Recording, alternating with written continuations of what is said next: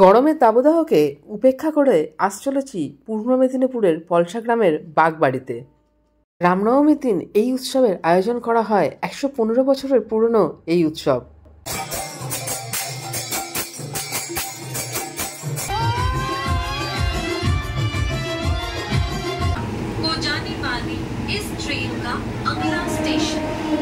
এই 115 বছর ধরে প্রতি বছর রামনবমীর দিন মদন গোপাল এবং রাধারানী আসেন বাগবাড়িতে দুদিনের জন্য বেড়াতে। রামনবমীর আগের দিন হয় লেথ উৎসব, তার পরের দিন হয় রথযাত্রা। অসাধারণ সুন্দর এই দৃশ্য। তোমাদের সাথে গল্পের ফাঁকে পৌঁছে গেছি এই বাড়িতে। মদন গোপাল এবং রাধারানীর সাথে রঘুনাথজিও আসেন এই বাড়িতে। এখানে এসে স্নান করিয়ে নতুন বস্ত্র পরিধান করে তাদের অভিষেক করা হয়। তারপর হয় প্রাণ প্রতিষ্ঠা। তখন সমস্ত রকম উপচারে পূজা করা হয় এবং এর সাথে হয় হোমযজ্ঞ।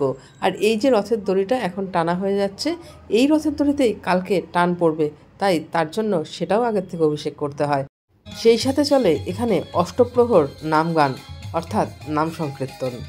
লেথ উৎসব আর রামনবমীর দিন দুপুরবেলায় আশেপাশে 10টা গ্রামের নিমন্ত্রণ থাকে ভোগ গ্রহণের জন্য। আর এই সমস্ত ভোগ রান্না হয় এই হেসেলে। হেসেলটা কিন্তু বেশ বড়। এই উৎসবের প্রতিষ্ঠাতা অচ্যুতানন্দ বাগ ছিলেন ইংরেজ আমলের একজন ডাক্তার। তার বংশধরেরা এখনো পর্যন্ত এই ঐতিহ্য বহন করে আসছেন।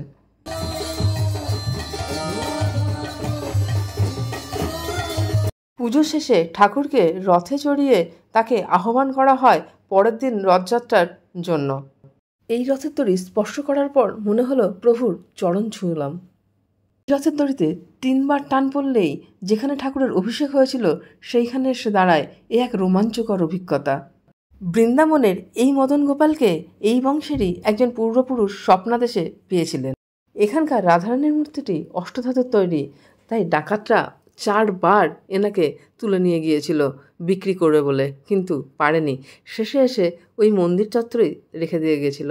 এই হলো মদন গোপাল আর রাধারানীর মাহাত্ম্য। তোমরা যারা আমার ভিডিওটা দেখছো তাদেরকে বলা রইল, সমস্তটা আমি এই ছোট্ট ভিডিওতে বলতে পারিনি, কিন্তু ডিসক্রিপশন বক্সে সবটা দেওয়া থাকলো।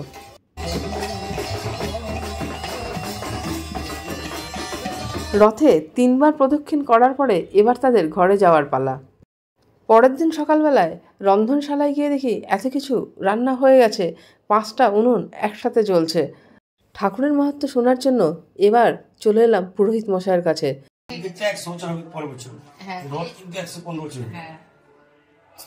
মদন হয়েছে 100 বছর হবে, 99 বছর। হ্যাঁ, কিন্তু রথ হয়ে গেছে 115 বছর। তখন রঘুনাথ আসতো, ওনার মামা বাড়ি থেকে রঘুনাথ আসতো, রথে চড়াতো দাদু বাবা। রঘুনাথ এখনো আসে, সেই রঘুনাথ জানতো আছে, এখানে আছে তো।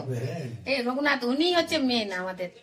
ওই রঘুনাথকেই রথে চড়িয়ে আমাদের রঘুনাথ যে নিয়েছে, রঘুনাথ যে হচ্ছে নিয়েছে যে এই ইনি আদি ঠাকুর শিলারূপে, হ্যাঁ, বজ্রকীট পোকাতে পুরে খেলিছে। আচ্ছা, তো এইটার জন্য দেখা। হ্যাঁ, আচ্ছা আচ্ছা, বজ্রকীট পোকাতে পুরে খেলিছে।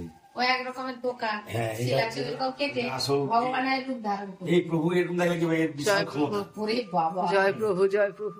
এর বিশাল ক্ষমতা। এই এনারই রথ, আর এই রথটা, এই ঠাকুর হচ্ছে উনি রথে চড়তে না আমার বাড়ির ঠাকুর, আমার দাদুর থাকবে, মদন গোপাল থাকবে।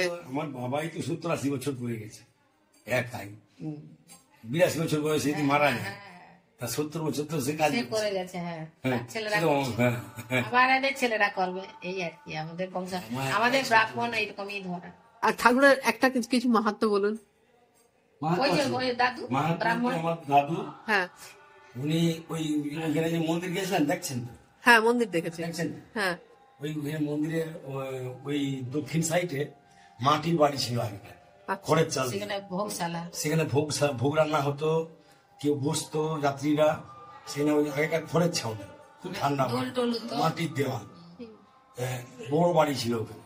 ওখানে যিনি ওই মন্দিরে কাজকর্ম করতেন, এই ধোয়া, হ্যাঁ, বাসগৃহ আর কি, উনিও ছিলেন। এবার ওই একটা মানে অনেকগুলো রুম তো, একটা রুমে দাদু থাকতেন। একটা মাঠের ওপার এপার বাড়ি, দাদুর বাড়ি। দাদু মানে এইরকম টাইমে যা আসতো, সব জায়গায় টুটু সেরে ভোগ টোগ রান্না করে 12টা 1টা 1:30 বেজে যেত ভোগ দেখাতে, মানে একটু দেরি করে আসতো।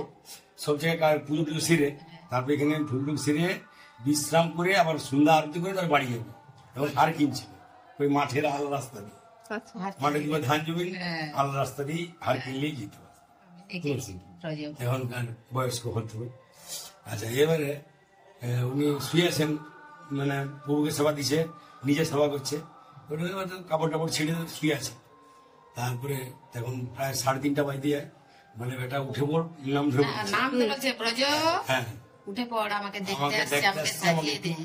একটু অঙ্গরাগ করে দিল, মানে সাজানাকে ভালো কথা মানে আমাকে একটু বলে সব যাত্রীরা আসতেছে আমাকে দেখতে। বাবা আচ্ছা, একবার করে উঠে সামনে পুকুর, পুকুরে সব করে পুকুরে পড়ে যায়, সান্টান করে তারপর আবার কাপড় টাপড় ছেড়ে সাজার ছেড়ে কাপড় টাপড় পড়াচ্ছে। সত্যি সত্যি কত লোক নবদ্বীপ থেকে গোবিন্দকে দেখতে আসে, সেই যে মাহাত্ম। আমার এতে আমার জীবনে আমি একদিন তাড়াতাড়ি করে চলে গেছি, কার্তিক পুজো হয়ে গেলে গেছিলাম। আমার দিদি বাড়ি অনেক যজমান, তো মানে 6-7খানা 5-6খানা গ্রাম যজমান, মানে অনেক সামলাতে পারি, তো অনেক ব্রাহ্মণ করতো।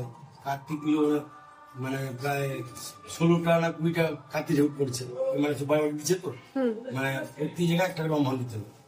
এবারে না আমি মশারি খাটানি পালিয়েছি, তারপরে না আমার মানে আমার মনটা এলো, মানে পূজা করতে নাই। ছোটবেলা আমি একটু পুজো শেষে গেছি, এবারে শুয়েছি, মশা মশা কাটছে, মশা বিরক্ত করছে। এখন মানে একটা যেন শুনে দিচ্ছে বলে আমাকে মশারি খাটা দিতে একমাত্র পালিয়ে গেছে, এরকম একটা ব্যাপারটা। এই আমার জীবনে মানে দেরি করে গেলে ভোগ দিতে চায়নি,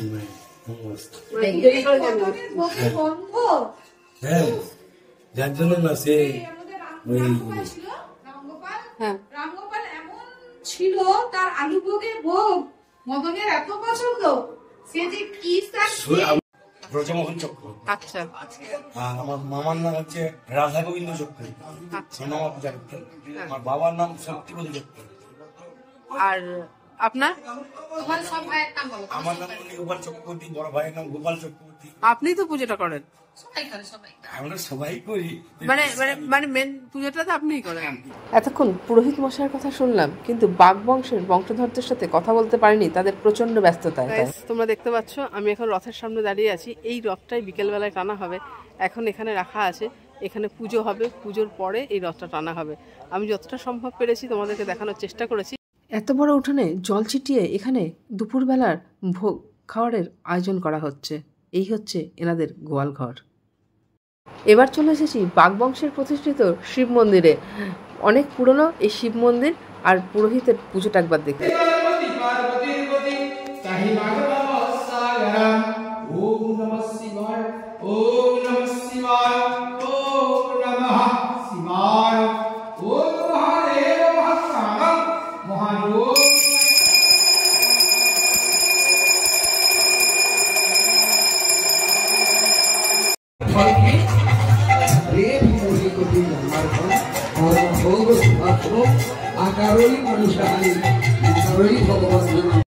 একদিকে চলছে অষ্টপ্রহরের নাম সংকীর্তন, আর একদিকে চলছে ভোগ রান্নার আয়োজন, আর একদিকে এই ভোগ খাওয়ানোর আয়োজন। এ যেন এক মহা মিলনস্থল। এতক্ষণ যারা নাম সংকীর্তন করছিলেন, এখন তাদের দক্ষিণা নেওয়ার পালা।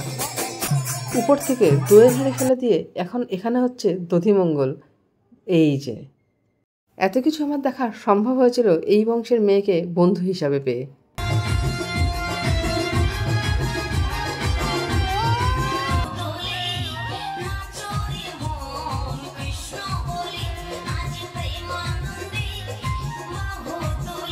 আর এই লেথ উৎসব আর রথযাত্রাকে কেন্দ্র করে এইখানে বসে একটা ছোট্ট মেলা, সেটাও কিন্তু এই বাগবাড়ির জমিতেই এই মেলাটা বসে। আর এখানে কি নেই, একটা গ্রামের ছোট্ট মেলায় যা পাওয়া যায় এখানে সবটুকু দেখেছি, বাচ্চা বায়না থেকে খেলনা অবধি। আমি বাবাইকে খুব মিস করছি, ও থাকলে সব কিনে নিয়ে বাড়ি যেত। আর মিস করছি ব্যাঙ্গালোরে থাকা ইঞ্জিনিয়ার বাবুকে, যে ছোটোবেলায় আমার কোলে পিঠেই মানুষ হয়েছে, আর বায়না করতো এটা কিনে দাও সেটা কিনে দাও। এই মেলা জমজমাট হওয়ার আগেই আমি মেলাটা প্রদক্ষিণ করে খানিকটা দেখে নিলাম, কারণ আমাকে ফিরে যেতে হবে। তাই যতটুকু পারা যায় ততটুকু নেওয়াই ভালো। কি নেই, পুরীর গজাও আছে, আহা, জিলাপিও আছে, গরম গরম জিলাপি ভাজা হচ্ছে, অসাধারণ, আহা হা। একটা কথা এখানে না বললেই নয়, অচ্যুতানন্দ বাগমহাশয়ের ছোট ছেলের বিয়ে, বড় নাতির অন্নপ্রাশন এবং মন্দির প্রতিষ্ঠা একই দিনে হয়েছিল। সামনের বছর মদন গোপাল আর রাধারানীর বয়স 100 বছর পূর্ণ হবে। এগিয়ে যাচ্ছে, কেউ জোরে টান দেবেন না। আমাদের ছোট্ট পথ, ধীরে ধীরে রথ আমাদের মেলার দিকে যাবে। সবাই আনন্দ উৎসবের মাধ্যমে। চোখে পড়ার মতো জনসমাগম।